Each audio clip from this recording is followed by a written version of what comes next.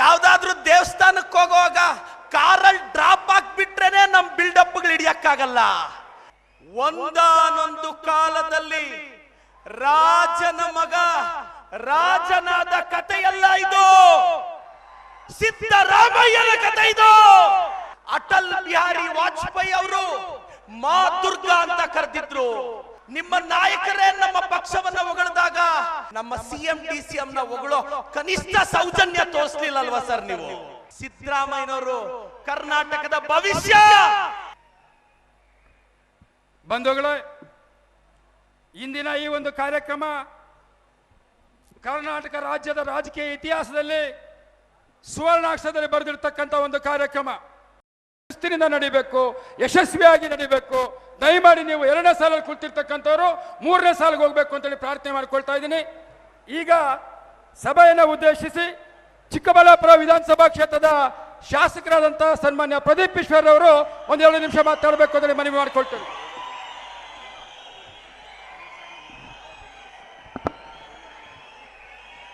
ಸಿದ್ದರಾಮಯ್ಯ ಸಾಹೇಬ್ರಿಗೆ, ಮಲ್ಲಿಕಾರ್ಜುನ್ ಖರ್ಗೆ ಸಾಹೇಬ್ರಿಗೆ, ಡಿಕೆ ಶಿವಕುಮಾರ್ ಸಾಹೇಬ್ರಿಗೆ, ಒಂದಾನೊಂದು ಕಾಲದಲ್ಲಿ ರಾಜನ ಮಗ ರಾಜನಾದ ಕಥೆಯಲ್ಲ ಇದು. ಈಗಿನ ಕಾಲದಲ್ಲಿ ಬಡವನ ಮಗ ರಾಜನಾದ ರಾಮನಾದ ಸಿದ್ದರಾಮಯ್ಯನ ಕಥೆ ಇದು. ಅಹಿಂದ ವರ್ಗದ ಧ್ವನಿಯ ಕಥೆ ಇದು. ಕರ್ನಾಟಕದ ಬಿಜೆಪಿ ಅವ್ರನ್ನ ನಾನು ಪ್ರಶ್ನೆ ಮಾಡಕ್ ಬಯಸ್ತೇನೆ. 1971 ನಲ್ಲಿ ನಮ್ಮ ಇಂದಿರಾ ಗಾಂಧಿ ಅವರು ಯುದ್ಧ ಗೆದ್ದಾಗ ಅಟಲ್ ಬಿಹಾರಿ ವಾಜಪೇಯಿ ಅವರು ಮಾ ದುರ್ಗಾ ಅಂತ ಕರೆದಿದ್ರು.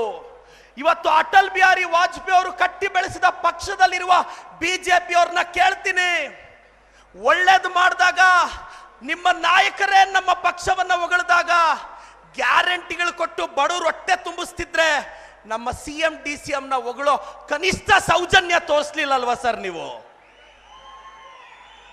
ಅಣ್ಣ, ಒಂದೊತ್ತು ಊಟ ಇಟ್ರೇನೆ 100 ಕಾಲ ಚೆನ್ನಾಗಿರುವಂತ ಆಶೀರ್ವಾದ ಮಾಡೋ ಕನ್ನಡಿಗರು ನಾವು. ಅನ್ನಭಾಗ್ಯ ಕೊಟ್ಟ ವ್ಯಕ್ತಿ ಚೆನ್ನಾಗಿರ್ಬೇಕು ಅಂತ ಆಶೀರ್ವಾದ ಮಾಡಬೇಕು ತಾನೆ?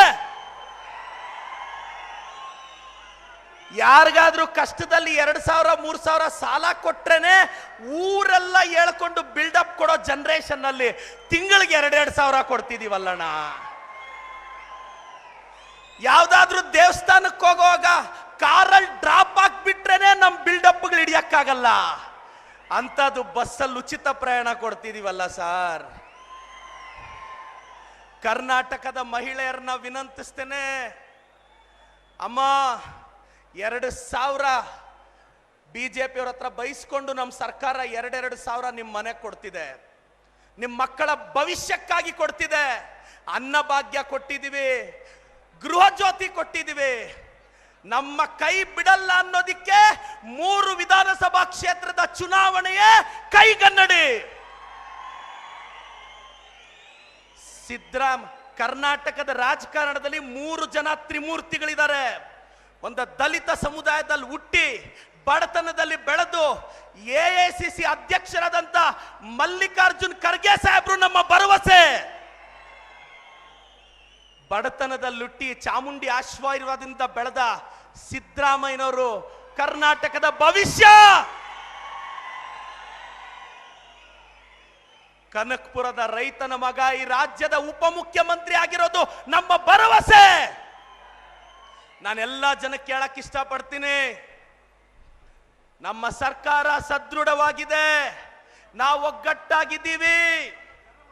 ನಾನು ಬಿಜೆಪಿ ಅವ್ರಿಗೆ ರಿಕ್ವೆಸ್ಟ್ ಮಾಡ್ತೀನಿ, ಈ ಬೆಳಗಾವಿ ಅಧಿವೇಶನದಲ್ಲಿ ನಮ್ಮ ಗ್ಯಾರಂಟಿಗಳನ್ನ ನಿಮಗೆ ಈಗ ಅಡ್ಡ ಬರಲ್ಲ ಅಂದ್ರೆ ಸ್ವಲ್ಪ ಪ್ರೈಸ್ ಮಾಡಿ ಸರ್. ಬಿಜೆಪಿ ಅವ್ರಿಗೆ ಗೊತ್ತಾಗಿದೆ ನೆಕ್ಸ್ಟ್ ಟೈಮು ಅವ್ರ ಕಷ್ಟ ಅಂತ. ಅವ್ರು ಏನೇನೋ ಮಾಡ್ತಿದ್ದಾರೆ, ಆದ್ರೂ ಏನೇ ಮಾಡಲಿ ಹಾಸನಾಂಬೆಯ ಆಶೀರ್ವಾದ ಕೇಳ್ತಾ ಹಳ್ಳಿಯಲ್ಲಿ ಹುಟ್ಟಿದ ಸಿದ್ದರಾಮಯ್ಯನ ಸದ್ದು ದಿಲ್ಲಿಯಲ್ಲೇ ಏನಣ್ಣ, ಒಂದು ಪಂಚಾಯತಿ ಮೆಂಬರ್ ಆಗೋದೇ ಕಷ್ಟನೇ. 15 ಬಡ್ಜೆಟ್ ಮಂಡಿಸಿದ್ದಾರೆ ಅಂದ್ರೆ ಸಿದ್ದರಾಮಯ್ಯನಂತ ಗಂಡಸ್ ಬೇಕೇನಣ್ಣ? ಪಂಚಾಯತಿ ಮೆಂಬರ್ ಆಗೋದು ಎಷ್ಟು ಕಷ್ಟ ಅಣ್ಣ? ತಾಲೂಕ್ ಪಂಚಾಯತಿ ಅಧ್ಯಕ್ಷನಾಗಬೇಕು ಅಂದ್ರೆ ಎಷ್ಟು ಕಷ್ಟ ಅಣ್ಣ? 15 ಬಡ್ಜೆಟ್, ಒಂದು ಆರೋಪ ಇಲ್ಲ, ಒಂದು ಕಳಂಕ ಇಲ್ಲ. ಅವರು ಮಾಡದೇ ಇರೋ ತಪ್ಪಿಗೆ ಬಿಜೆಪಿಯವರು ಸುಮ್ಮನೆ ಅವ್ರ ಬಗ್ಗೆ ಅಪವಾದ ಮಾಡ್ತಿದ್ದಾರೆ. ನಾನು ಹೇಳಕ್ಕೆ ಬಯಸ್ತೇನೆ, ಅಹಿಂದ ಹುಡುಗನಾಗಿ ಹೇಳಕ್ ಬಯಸ್ತೇನೆ, ಸಿದ್ದರಾಮಯ್ಯನವರು ಪ್ರಾಮಾಣಿಕರು. ಡಿಕ್ಷನರಿಯಲ್ಲಿ ಪ್ರಾಮಾಣಿಕತೆ ಪಕ್ಕದಲ್ಲಿ ಸಿದ್ದರಾಮಯ್ಯನೇ ಬರಿಬೇಕು. ಅಂತ ಪ್ರಾಮಾಣಿಕ ವ್ಯಕ್ತಿಯನ್ನ ನಾವು ಕಾಪಾಡಿಕೊಳ್ಳೋಣ. ಜೈ ಸಿದ್ದರಾಮಯ್ಯ. ಹೆಚ್ಚಿನ ವಿಡಿಯೋಗಳಿಗೆ ಪ್ರತಿಧ್ವನಿ ಯೂಟ್ಯೂಬ್ ಚಾನೆಲ್ ಸಬ್ಸ್ಕ್ರೈಬ್ ಮಾಡಿ, ಬೆಲ್ ಐಕಾನ್ ಕ್ಲಿಕ್ ಮಾಡಿ.